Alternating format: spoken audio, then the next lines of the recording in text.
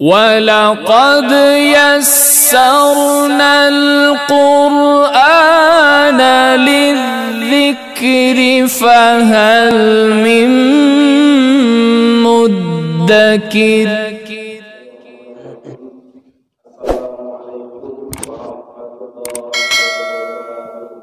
Waalaikumsalam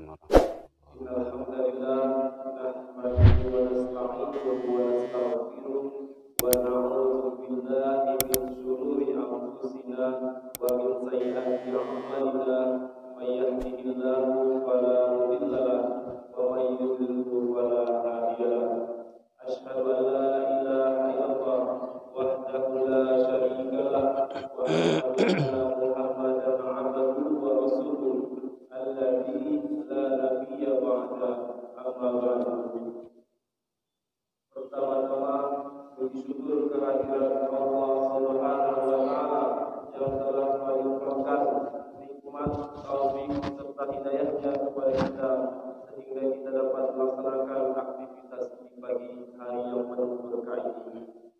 Salawat merangkaikan salam tak lupa pula kita hadiahkan kepada junjungan alam Nabiullah Nabi besar Muhammad sallallahu alaihi wasallam yang telah membawa kita dari zaman jahiliyah ke zaman yang berilmu pengetahuan. Acara pertama protokol yang sedang berlangsung. Selanjutnya pembacaan ayat suci Al-Quran oleh Rinda Nanda Al-Rahman.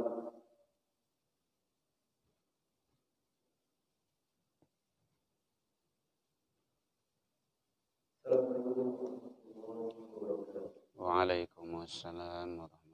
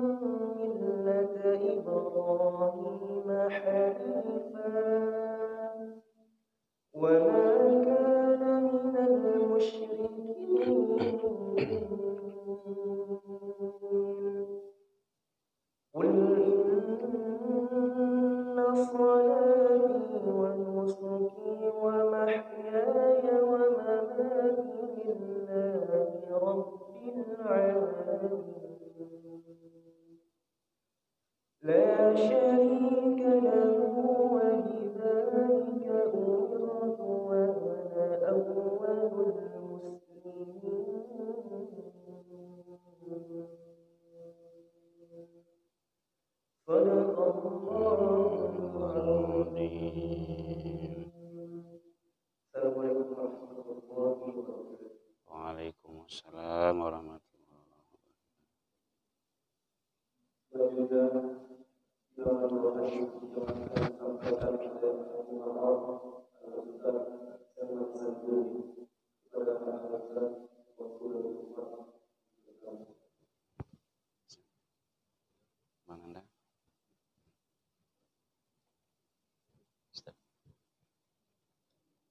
Bismillahirrahmanirrahim. Assalamualaikum warahmatullahi wabarakatuh. Alhamdulillahilladzi arsala rasulahu syahidan wa mubasysyiran wa nadhira wa da'iyan ilallah bi'izni wa sirajan munira. Fi awalin marrah ya nashkurullah azza wa jalla allati a'tana rahmatan thumma salatan wa salaman ala nabiyyina Muhammad sallallahu alaihi wasallam alladhi akhrajan nas minadh dhulumati ilan nur wa yahdihim ila siratal mustaqim. Ashhadu an la ilaha illallah wahdahu la syarikalah wa ashhadu anna Muhammadan abduhu wa rasuluh sallallahu alaihi wasallam la nabiyya ba'da amma ba'd. Hamdan wa syukran lillah. Seluruh puji dan syukur kembali pada pagi ini kita ucapkan kehadirat Allah Subhanahu wa taala. Alhamdulillahi rabbil alamin biidznillah wa qadarullah. Dengan izin Allah Subhanahu wa taala, pada pagi hari yang cerah, yang berbahagia ini kita masih diberikan kesempatan oleh Allah untuk menjalankan dan aktivitas kita. Mudah-mudahan kegiatan yang kita lakukan selalu bernilai ibadah di sisi Allah hendaknya. Salawat dan salam kepada Nabi besar Muhammad sallallahu alaihi wasallam. Allahumma shalli ala Muhammad wa ala ali Muhammad. Bapak Ibu hadirin, para pendengar rahimakumullah. Alhamdulillah, firman Allah telah dibacakan oleh Bang Nanda kita tadi. Faqala Allah Ta'ala fi kitabihil karim. Allah Subhanahu wa Ta'ala berfirman, man ja'a bil hasanah falahu asyru amsalihah. Siapa yang berbuat kebaikan, maka kebaikan itu yang dilakukannya, yang dibawanya menghadap kepada Allah, asyru amsalihah, dibalas dengan 10 kebaikan. Satu dia berbuat, dibalas 10 oleh Allah. Masya Allah, luar biasa. Wa man jaa bisai'a fala yujza illa mithlaha. Siapa yang berbuat salah, yang berbuat dosa, tidak ada balasan baginya kecuali seimbang dengan yang dilakukannya. Wa hum la yuzlamun. Sedangkan mereka tidak dirugikan sedikit pun. Para pendengar rahimakumullah, Rasulullah sallallahu alaihi wasallam menyatakan al-jannatu mustaqatu ila arba'ah.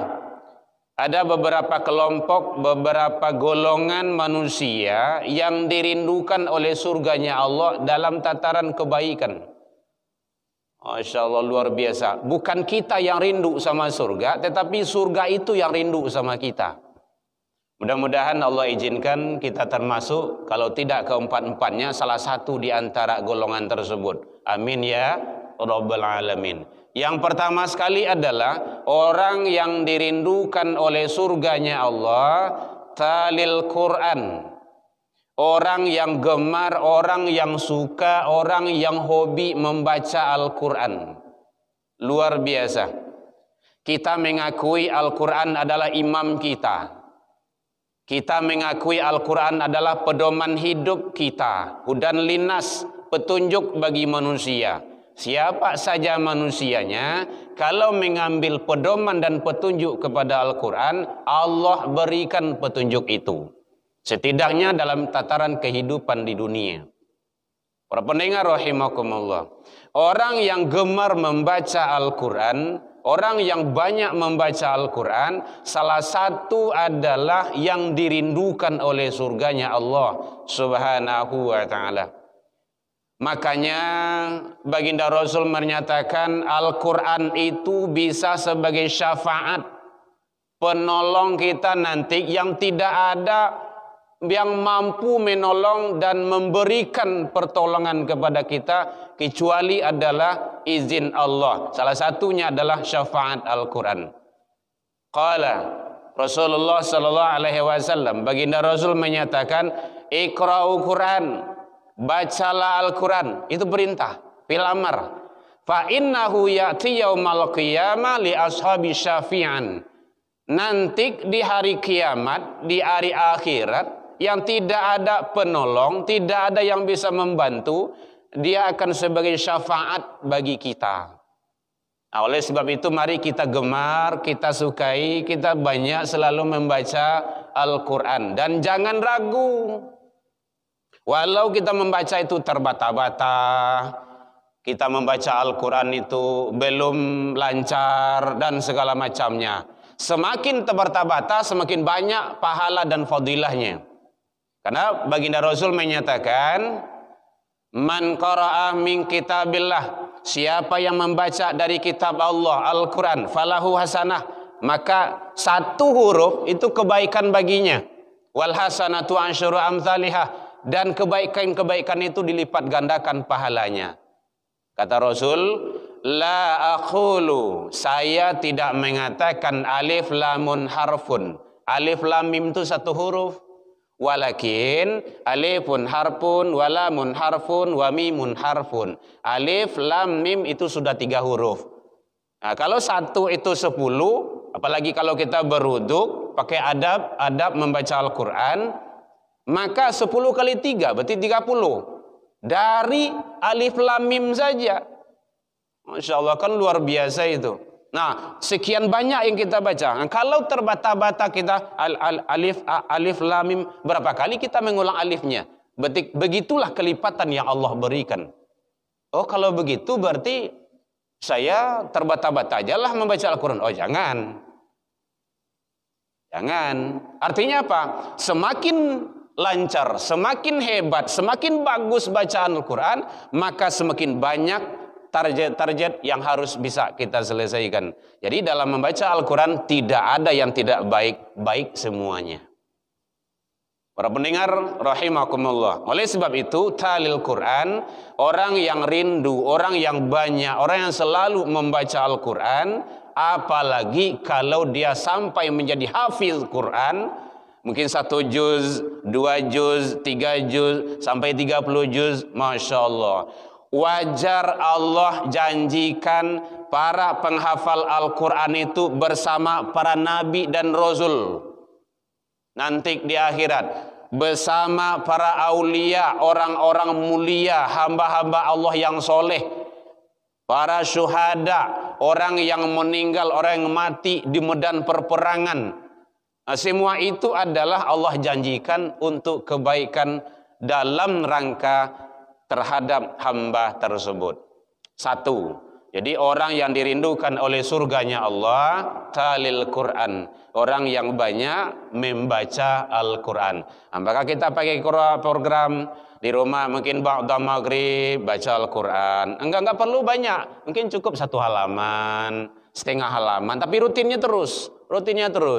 Nah, gitu. Dawamnya, kalau dalam ilmu tauhid dawam terus menerus. Yang kedua, orang yang dirindukan oleh surganya Allah Subhanahu wa taala wa hafizul lisan, orang yang menjaga memelihara lisannya.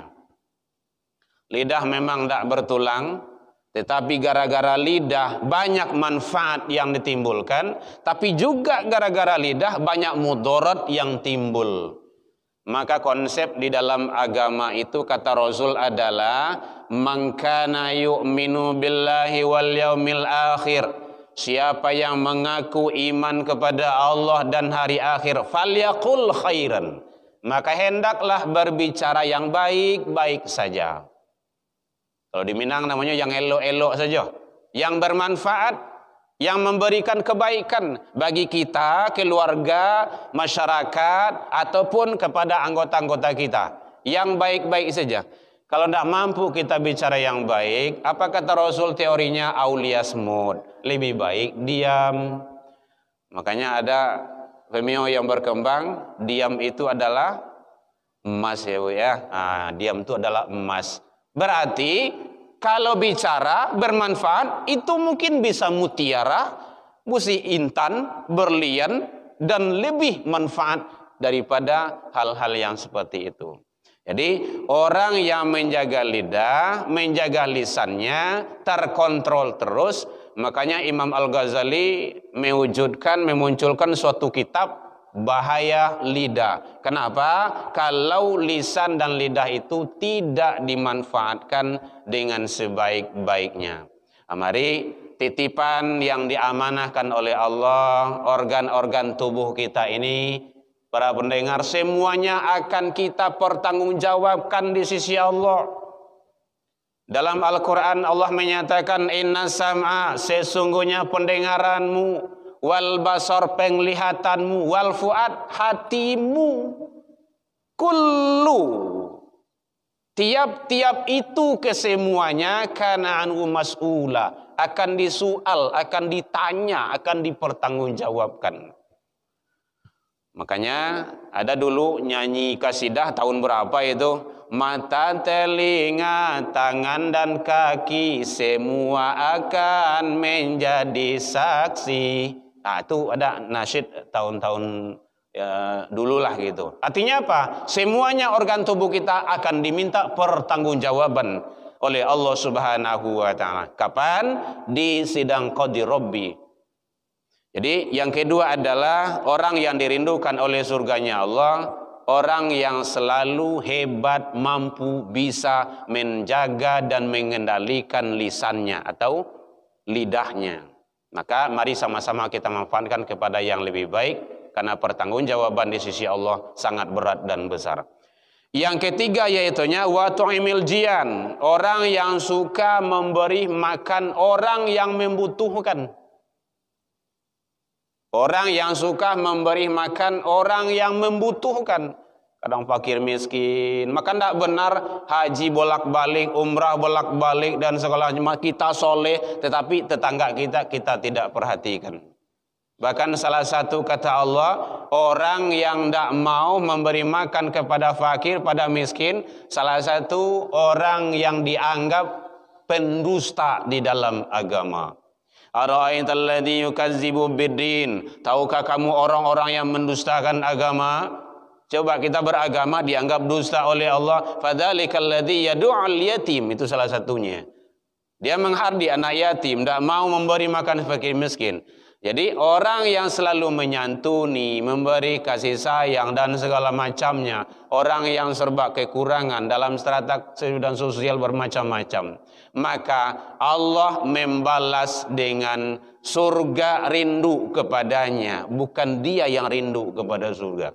Mudah-mudahan Allah memberikan yang terbaik kepada kita bersama semasa hidup. Dan yang terakhir adalah wasaimin fi syahri Ramadan. Nah, ini khususnya orang yang tidak meninggalkan puasa Ramadan tak kala datang bulan Ramadan. Karena Ramadan tersebut adalah wajib bagi seorang muslim dan muslimah kalau tidak ada hal-hal halangan secara syar'i atau syariat. Mudah-mudahan para pendengar rahimakumullah, kita selalu dibimbing oleh Allah Subhanahu wa taala di dalam hidup dan kehidupan kita ini. Kita butuh Allah, butuh bimbingan dari Allah, butuh petunjuk. Maka selalulah kita mohon kepada Allah, semoga Allah memberikan keistiqomahan hati, memberikan bimbingan kepada kita. Kita tidak bisa berbuat kebaikan kalau tidak semua itu dengan izin Allah Subhanahu wa taala. Alafu minkum ila liqa fastabiqul khairat wabillahi taufik wal hidayah. Wassalamualaikum warahmatullahi wabarakatuh.